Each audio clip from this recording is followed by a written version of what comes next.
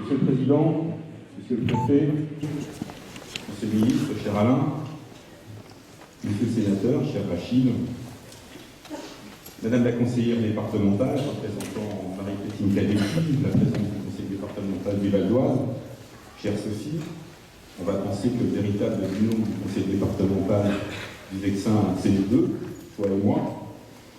Mesdames et messieurs les conseillers départementaux, mesdames et messieurs les conseillers régionaux, et permettez-moi à cet instant d'excuser l'absence de la présidente de la région Île-de-France, Valérie Pécresse, que je remercie pour son message vraiment très chaleureux. Je n'ai pas pu accueillir tout le monde, donc je ne sais pas s'il est là, mais je vais le citer pour ne pas l'oublier s'il était là. Monsieur le président de la communauté de communes Vexin-Val de Seine, Monsieur le président de l'association des maires et adjoint de la communauté de communes Vexin-Val de Seine, mesdames et messieurs les maires, mesdames et messieurs les élus, mesdames et messieurs les représentants des corps constitués, des autorités civiles, militaires, religieuses, en vos grades et qualités, mesdames et messieurs les présidents d'associations, mesdames et messieurs. Permettez-moi tout d'abord de vous remercier d'avoir, cette année encore, répondu en nombre à mon invitation à notre traditionnelle cérémonie des vœux. J'y suis, vous le savez, particulièrement sensible. Permettez-moi également de vous remercier personnellement et très sincèrement, Monsieur le Président, d'être à nos côtés ce matin. Comment ne pas vous dire que je suis naturellement ravi d'accueillir l'ancien président de la République, mais aussi l'ami de longue date. Et vous dire, et je crois pouvoir me faire l'interprète de tous ici, combien nous sommes honorés de votre présence ici à Magny, dans notre salle des fêtes, qui, à travers cette fresque de l'ancienne place de la Halle, témoigne de notre passé, qui aussi, à travers les activités et les rencontres qu'elle accueille, témoigne de notre volonté de vivre et de faire ensemble. Traditionnellement organisée le 3e dimanche de janvier, notre cérémonie des vœux s'inscrit cette année dans un contexte particulier, celui de la pré-campagne des élections municipales de mars prochain, qui interdit à tout maire sortant et de faire son bilan et de révéler ses projets s'il est candidat à sa succession. Si certains cèdent à la tentation, je ne le ferai naturellement pas. La loi est la loi, et pour le moins la vocation à être respectée. C'est là mon habitude, c'est là ma volonté. Pour autant, et vous me pardonnerez de le dire ici, à cet instant, alors que le discours des vœux se veut consensuel, alors qu'il se doit d'être par essence frappé du sceau de la concorde, je ne resterai pas sans voix face au climat forgé, comme l'on dit maintenant, de fake news, de propos diffamatoires, de calomnies à tout va, de mensonges éhontés sur tous les supports utilisables. Au climat donc installé depuis maintenant quelques mois dans notre ville. Je ne resterai pas sans voix quant aux exactions commises également depuis ces derniers mois, et pour certaines d'entre elles, plus particulièrement ces dernières semaines. Je fais référence au contenu, pardonnez-moi de vous dire tout cela, mais je veux vous le dire, de containers d'ordures ménagères régulièrement déplacés, puis déversés et répandus sur la voie publique, aux objets du souvenir, aux vases, aux fleurs volées ou déplacées au cimetière, à l'éclairage public hors service par dégradation des armoires électriques ou atteinte au système de sécurité, au feu qui heureusement n'a pas pris déclenché au complexe sportif des COS, aux balustrades des tribunes des lycées mais laissées en place de façon à ce que celui ou celle qui s'y appuie exerce la pression qui la fera céder, provoquant sa chute dans le vide. Tout semble fait pour uniquement nuire et donner une mauvaise image de notre ville. Je ne resterai pas sans voix.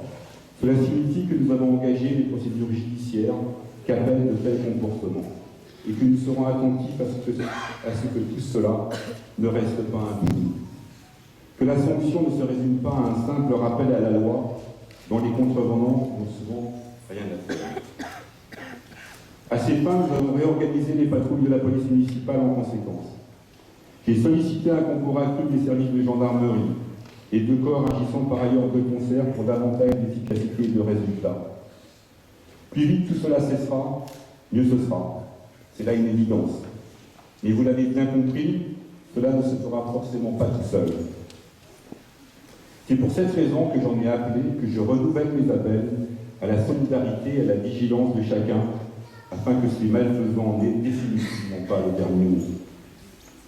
Notre ville, bourg-centre de notre communauté de communes, épicentre de ce coin, si je puis utiliser ce mot, du Vexin français cher aux impressionnistes, lieu en tout cas où se déroule une multitude d'activités ouvertes à tous, est une cité où chacun s'accorde à dire qu'il fait bon vivre, malgré des situations individuelles comme partout, parfois difficiles.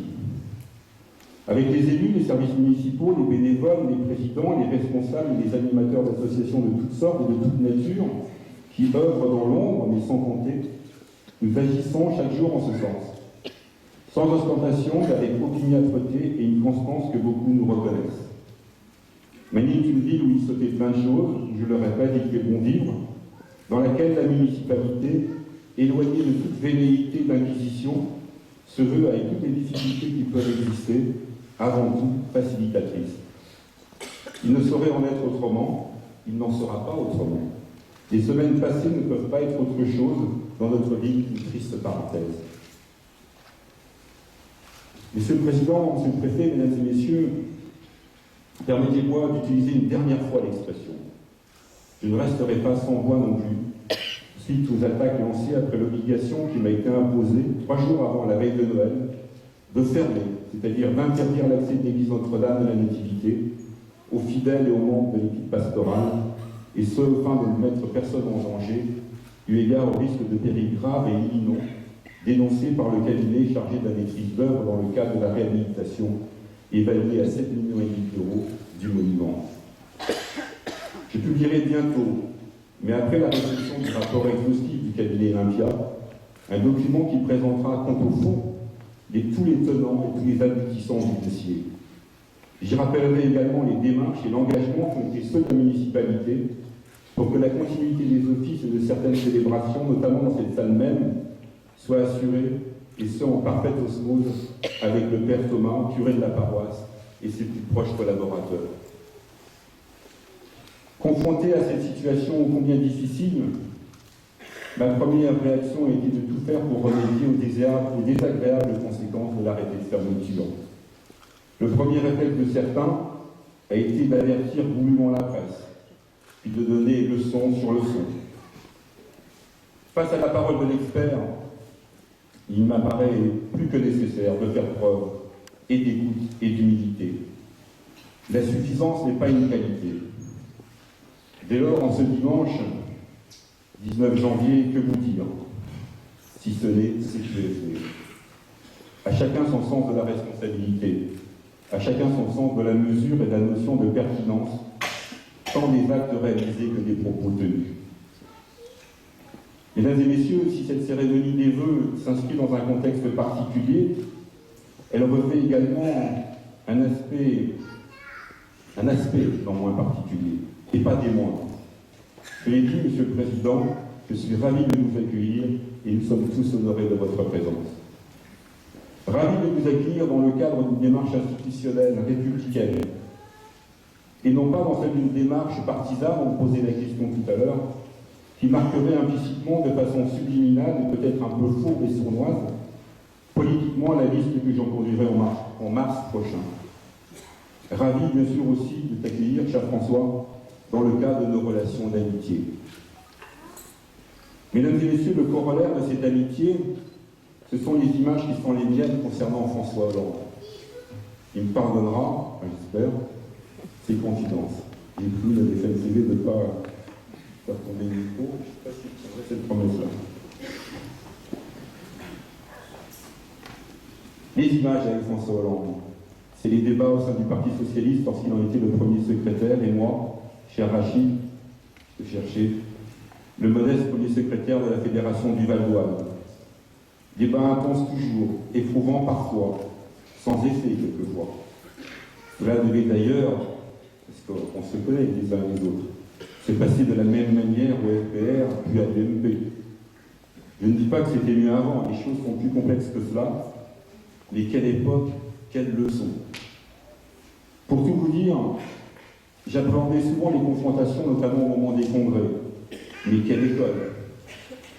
Avec Alain Richard, Dominique Gillot, Dominique Strauss-Kahn, Manuel Valls, Emmanuel Morel et François Hollande, et tous les militants engagés, on dit tout, parfois sectaires, mais pratiquement toujours dévoués aux autres, à l'image de Monique Riblet, militante infatigable à qui je dois beaucoup, que je cherche, tu vas là, fait des photos. Voilà. Je me réserve une place et elle s'en va.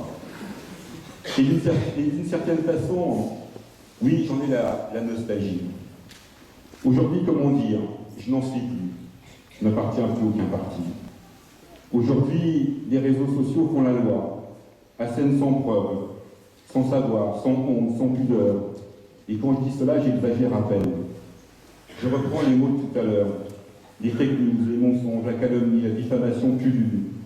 Et pour utiliser un langage imagé, prennent l'ascenseur alors que la vérité, même si elle finit toujours par arriver, ne sait que prendre l'escalier. Les slogans évincent à n'en plus finir, les démonstrations et les réflexions. L'invitation d'aujourd'hui d'un ancien chef de l'État, en la personne de François Hollande, qui prendra la parole tout à l'heure, vise à cela. Échanger dans le cadre des institutions républicaines. Personne ne détient la vérité. Toutes opinions confondues, toutes appartenances mélangées. Le débat organisé avec le sénateur Arnaud Bazin, ancien président du Conseil général du Val d'Oise, avant le Conseil départemental, c'était le Conseil général, et sénateur Rachid Temal, en mairie à 20h le 19 février prochain, sur le thème de la démographie hospitalière en Val d'Oise, n'a pas d'autre but. C'est aussi cela, à mon sens, la démocratie participative. François Hollande, c'est aussi pour moi, comme je pense pour vous tous, comme pour tous les Français, ces visages graves, tristes, je n'ose pas dire dévastés, le sien, celui d'Emmanuel Valls, Bernard Cazeneuve, Anne Hidalgo, aux abords du Bataclan face à l'horreur. Charlie Hebdo, le Bataclan, l'hypercachère, les attentats terroristes ont succédé aux attentats terroristes, l'horreur à l'horreur. Et comment ne pas penser à Clarissa Jean-Philippe, la policière municipale de Montrouge, à Ahmed Berabé, le policier des Champs-Élysées. Comment ne pas penser aux autres victimes également enlevées si injustement, si cruellement à la vie. Comment ne pas penser à ces gigantesques marches citoyennes, recueillies, tristes, émues, nous en étions, puis par leurs applaudissements, des applaudissements, acclamant, le mot n'est pas trop fort, les forces de l'ordre, nos forces de l'ordre. Je dis nos forces de l'ordre car la police, la gendarmerie ne sont pas la police de Pinochet, la SAPAC ou celle de Franco. Elles sont les forces de l'ordre de notre République. Autour de vous, Monsieur le Président, autour de toi, cher François, parce que, en tant que chef de l'État, tu as su trouver les mots justes et tu as adapté les mesures et les actions de toute nature, politique, de police, militaire, qu'il fallait prendre.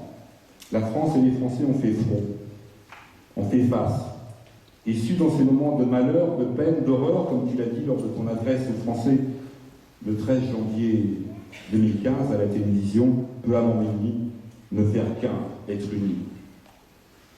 Faire face, faire front pour que nos valeurs de liberté, d'égalité, de fraternité soient préservées sur notre territoire et deviennent aussi réalité partout ailleurs, où règnent les dictatures, la barbarie, l'injustice, le mépris des droits de l'homme. Nous avons rendu hommage peu avant Noël à Alain Bertoncello et à Cédric de Pierrepont, les deux soldats tués au Burkina Faso, en apposant une plaque à leur nom dans le hall de notre hôtel de ville, et en y associant leurs 13 camarades de l'opération Barkhane, morts au Mali dans leur accident d'hélicoptère. Nous étions aux Invalides, nous étions au boulevard des Invalides. On ne peut pas s'empêcher de pleurer à ces moments-là. C'est là le sens de notre engagement dans le monde et au Sahel. Donc vous êtes un des principaux partisans, Monsieur le Président. C'est là l'honneur de la France et l'intérêt du monde. Un monde plus dangereux que jamais, aux tensions toujours plus exacerbées, partout, à l'instar de celles qui opposent de façon récurrente les États-Unis à l'Iran. L'Iran des mollahs qui tiennent leur peuple sous le joug de leur dictature religieuse, ni le droit des femmes et contre lequel je me suis engagé en qualité de coprésident des maires de France avec Jean-François Le Garret, le maire du 1er arrondissement de Paris, aux côtés des Moudjahidines du peuple. Si le monde est dangereux de par la nature belliqueuse de l'espèce humaine, il est également dangereux, en danger, du fait de ses comportements irresponsables. Notre planète brûle et nous regardons ailleurs. Tout le monde a bien pris la mesure de cette constatation depuis que Jacques Chirac, alors président de la République, a prononcé cette phrase en ouverture de son discours devant l'assemblée plénière du 4e sommet de la Terre le 2 septembre 2002 à Johannesburg, en Afrique du Sud. Notre planète est-elle moins en danger 22 ans après les habitants 22 ans après. Les habitants de la Terre sont-ils désormais moins indifférents ou plus sensibles à cette catastrophe qui menace l'espèce humaine tout entière, mais les autres aussi? En tout cas, la conférence sur le climat, dite COP21, qui s'est tenue en décembre 2015 au Bourget, y a contribué. Sans fausse modestie, François, nous pouvons être fiers de l'action de la France à cette occasion. Pour autant, notre maison continue à brûler, du fait des inconséquences de l'homme. L'Australie brûle, elle brûle comme c'était impossible de l'imaginer. Les feux prennent des vies, anéantissent des infrastructures, des maisons, des villes, tuent des millions et des millions d'animaux, et pas seulement ces koalas, emblèmes du pays brûlés vifs, dont les pleurs et les photos nous déchirent le cœur. Notre planète brûle en Australie, en Amazonie, elle n'en brûle pas moins au sens figuré du terme. Je pense à ce 6e continent fait de déchets plastiques qui dérivent au fil des courants à tous ces animaux marins morts de leur ingestion. Je pense à la pollution de ces villes qui ne voient plus presque le soleil. André Chédid disait « Je veux garder les yeux ouverts sur les souffrances, le malheur, la cruauté du monde, mais aussi sur la lumière, sur la beauté, sur tout ce qui nous aide à nous dépasser, à nous vivre, à arriver sur l'avenir. » Celles et ceux qui s'engagent le savent. La réalité est parfois cruelle. Ils savent qu'il existe des accidents de parcours, nombre d'injustices individuelles ou collectives. Mais ils savent aussi que le collectif, la fraternité, la bienveillance, le faire ensemble, peuvent créer un élément d'émancipation qui nous dépasse, qui permet pour toutes et tous de construire quelque chose de plus beau, de plus haut. J'ai, malgré tout ce que j'ai dit jusqu'à présent, la conviction, on peut le vérifier, que toute une partie de la jeunesse du monde est prête à s'engager en ce sens, considérant, comme le disait François Mitterrand, qu'il existe d'autres richesses que l'or et l'arrogance. Faire en sorte que le monde soit meilleur, c'était le sens de la phrase de l'abbé Pierre choisie pour illustrer notre carte de vœux l'année dernière. Elle est là. Que ceux qui ont faim aient du pain, que ceux qui ont du pain aient pain de justice et d'amour. Albert Schweitzer, prix Nobel de la paix en 1952, dont nous avons donné le nom à une école, ne disait pas autre chose. Que chacun s'efforce là où il se trouve de témoigner aux autres une véritable humanité. C'est de cela que dépend l'avenir du monde. Cela doit être notre feuille de route, sans mièvrerie, sans sensiblerie. J'ai essayé d'en faire modestement la mienne dans ma vie personnelle, comme dans mon engagement public. Je dis chaque année, ou presque, aux enfants des écoles, qui lors de la cérémonie commémorative du 11 novembre chantent la Marseillaise, le chant des partisans et l'hymne européen. Je leur dis, quand vous serez grands, faites en sorte que les valeurs de liberté, d'égalité et de fraternité, c'est-à-dire de respect de l'autre, quelle que soit sa couleur, son sexe, sa nationalité, sa condition sociale, ses orientations sexuelles, ses croyances religieuses, soient le fil conducteur de votre façon d'être, le fil conducteur de votre vie. Faites cela et le monde ira mieux. Faites cela et le monde ira bien. Préférez le travail, l'effort, la rigueur à l'oisiveté ou au laisser-faire. Ne renoncez jamais à une certaine bienveillance. Ne renoncez jamais à agir avec tolérance et justice. Nos valeurs de liberté, d'égalité et de fraternité sont belles, mais ô combien fragiles. Faites en sorte qu'elles soient fortes et deviennent universelles. Et vous serez alors, là où vous serez, qui que vous soyez socialement, de grands hommes. Et nous serons, nous, vos parents, vos grands-parents, fiers de vous. Je souhaite à tous les enfants de France, à tous les enfants du monde, à ces deux petites écolières rencontrées à Bethléem en novembre dernier, d'avoir la même joie de vivre que celle illustrée sur la photo derrière moi. Parce qu'ils vivront tous dans un monde en paix, plus juste, préservé, et pour ce qui nous concerne, dans une France unie, rassemblée, solidaire, permettant à chacun de vivre décemment de son travail ou de sa retraite. Voilà, mesdames et messieurs, ce que je voulais vous dire ce matin. En fait, je voulais vous dire bien d'autres choses. Mais voilà ce que je voulais vous dire aussi ce matin. Vous dire sincèrement, mais sans détour, ce que j'avais sur le cœur, ce que j'ai dans le cœur. Croyez bien aussi que je n'ai en aucune manière voulu faire l'apologie de François Hollande. Je vous ai dit mon sentiment. Ne me regardez pas comme ça. J'ai voulu lui dire mon amitié. Même si, comme son prédécesseur Nicolas Sarkozy, je vous dis cela de façon un peu abrupte et je ne vous froissais aucun effroi, comme son successeur Emmanuel Macron, je l'ai maudit, je l'ai souvent maudit au fil des années, au moment de construire notre budget. Monsieur le Président, messieurs les parlementaires, les temps ont été durs, difficiles pour les maires, il le reste. Monsieur le Président, cher François, mesdames et messieurs, je vous réitère à tous et à tous mes meilleurs vœux. Bonne année 2020, vive la République et vive la France.